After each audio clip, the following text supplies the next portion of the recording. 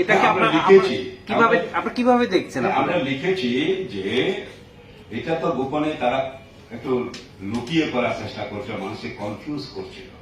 আসলে তীব্রমাথার জন্ম হলো যখন সিএবির বিরুদ্ধে আন্দোলন হয়, জিরানিয়াতে গোলাগুলি হয়, তখন এই কয়লা জাতি পার্টি বলে বিজেপির সিএএ আন্দোলন, মানে সিএএ আইন করার বিরুদ্ধে, বিজেপির বিরুদ্ধে লড়াই করার জন্য এই তীব্রমাথার উৎপত্তি হয়েছিল।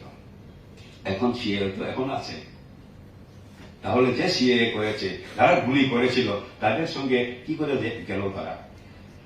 তারপরে জনগণের সঙ্গে তারা বিশ্বাসঘাতকতা করেছে, এবং এটা করবে আমরা আগেই জানি। হ্যাঁ, কারণ জনগণ বিজেপি বিরোধী, ঠিক তাদের জনগণ, কিন্তু নেতারা তো বিজেপি মুখী।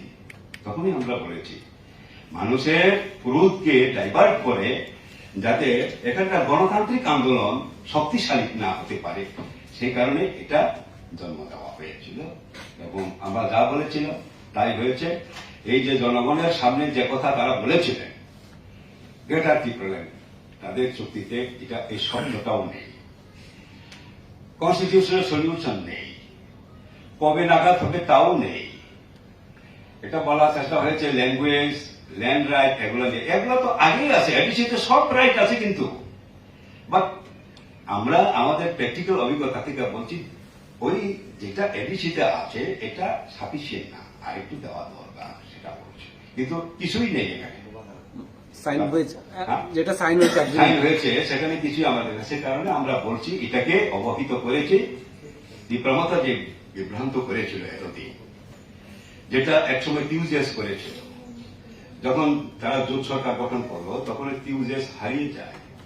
আইপিএফটি ত্রিপুরাল্যান্ডের নামে আন্দোলন করে যখন বিজেপি ছিল সরকার গঠন করলো, দেখা গেছে শেষ পর্যন্ত আইপিএফ এর অস্তিত্বই প্রায় বিলীন হয়ে গেছে।